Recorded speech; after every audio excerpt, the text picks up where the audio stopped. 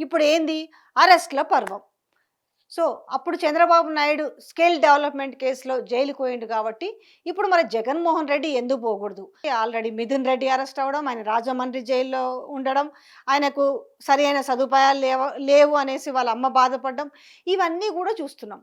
వరుస అరెస్ట్‌లు. మరి ఈ నేపథ్యంలో ఇప్పుడు జగన్‌మోహన్ రెడ్డి అరెస్టే అనేసి టోటల్‌గా కూటమి మొత్తం కూడా ఇవే డిస్కషన్స్ చేస్తుంది.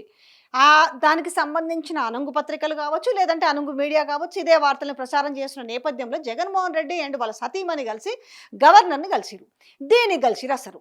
అంటే ఆల్రెడీ ముందే కూటమి ప్రభుత్వము జగన్‌మోహన్ రెడ్డి అరెస్టుకు సంబంధించి గవర్నర్ దగ్గర పర్మిషన్ తీసుకున్నారనే విషయము మరి నిజమా? ఒకవేళ అంటే అరెస్ట్ ఆల్రెడీ ఉంది కాబట్టి పర్మిషన్ తీసుకోవాలా? జగన్‌మోహన్ రెడ్డిని అరెస్ట్ చేయాలంటే పర్మిషన్ అవసరమా? ఇదొక పాయింట్. వీళ్ళెందుకు కలిసిరు? లేకపోతే అంటే కేవలం ఈ విషయం మీదనే గవర్నర్ వీళ్ళని పిలిచి మాట్లాడిండా? నిజంగానే అరెస్టుకు సంబంధించిన విషయాలు చెప్పమని చెప్పి అక్కడి నుంచి కేంద్రం ఏమన్నా చెప్పిందా? ఇలాంటి అవకాశం ఉందా? అసలు లేకపోతే మామూలుగానే ఇప్పుడు ఏముంది? ఇప్పుడేమి పండగలకు సంబంధించో, పబ్బాలకు సంబంధించో, లేదో బర్త్‌డే సంబంధించిన వేడుకలు దేని మీద అసలు వెళ్లి ఇప్పుడు గవర్నర్‌ని కలిసిరు. సాధారణంగానే కలిసొచ్చారు అనేది వైసీపీ వాళ్ళు చెప్తున్నారు. కానీ కూటమి వాళ్ళు మాత్రం లేదు జగన్‌మోహన్ రెడ్డి అరెస్ట్ అవుతాడు అనేసి తెలిసిన నేపథ్యంలోనే దీని గురించి డిస్కస్ చేయడానికి గవర్నర్ కలిసిండు అని అంటున్నారు. నిజంగా ఎందుకు కలిశారు అనే విషయం ఈరోజు ఖచ్చితంగా కలిసిన జగన్‌మోహన్ రెడ్డి బయట పెట్టాలి. మరి లేదు కేంద్రము పిలిచి మాట్లాడమని చెప్పిందా ఈ విషయం మీద? అలాంటి ఆస్కారం కూడా ఉండకపోవచ్చు. ఎందుకంటే ఎలాంటి టెక్నికల్‌గా ఎలాంటి అనుమతులు ఉండాలి ఒక జగన్‌మోహన్ రెడ్డి అరెస్ట్ చేయాలని నిజంగానే గవర్నర్ ఆమోదం తప్పనిసరి అవసరమైతే దాని ప్రకారం నడుస్తుంటది. దీనికి గాను గవర్నరు ఇక్కడ జగన్‌మోహన్ రెడ్డి పిలిచి చర్చలు జరపాల్సిన లేకపోతే పిలిచి డిస్కస్ చేయాల్సినంత అవసరం అయితే లేదు. పోనీ లేదు నిజంగానే ఇక్కడ కూటమి ప్రభుత్వం వెళ్ళి జగన్ అరెస్టు ఉంది కాబట్టి ఖచ్చితంగా అప్పుడు ఇది చంద్రబాబు అరెస్ట్ విషయంలో అన్నారు కదా! చంద్రబాబు అండ్ ఆయన ఒక ప్రతిపక్ష నేత అలాగే మాజీ సీఎం కాబట్టి ఖచ్చితంగా గవర్నర్ పర్మిషన్ ఉండాలి ఆయన అరెస్ట్ చేయాలనేది అదే క్లాజ్ మీద చాలా చర్చలు జరిగినాయి కదా! ఈ నేపథ్యంలో అలాంటి చర్చలకు వీళ్ళు తావివ్వకుండా అలాంటి వాటికి అవకాశం ఇవ్వకుండా సో వీళ్ళెళ్ళి గవర్నర్ నుంచి పర్మిషన్ తెచ్చుకున్నారా? నిజంగానే అసలు అరెస్ట్ ఉండే అవకాశం ఉందా?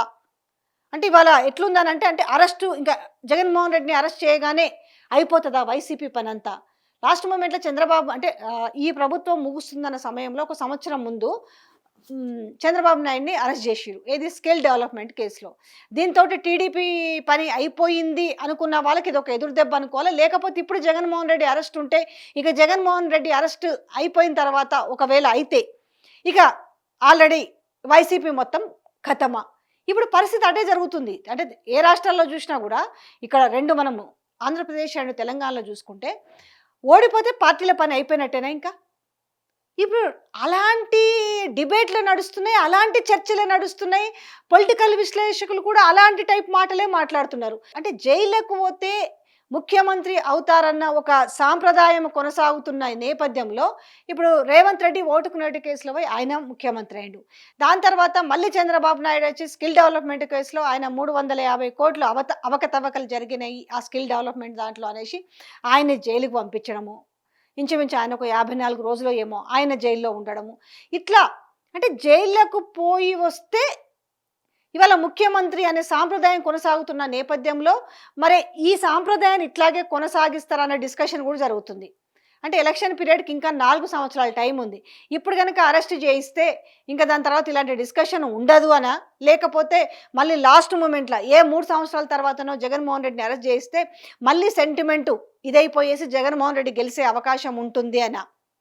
సో మొత్తానికి ఎందుకంటే ఇప్పుడు ఆల్రెడీ సంవత్సరం అయిన నేపథ్యంలో పోలిక కూడా కంపారిజన్ కూడా స్టార్ట్ అయింది. ఎట్లంటే అసలు ఇప్పుడు కూటమి ప్రభుత్వం ఏం చేసింది?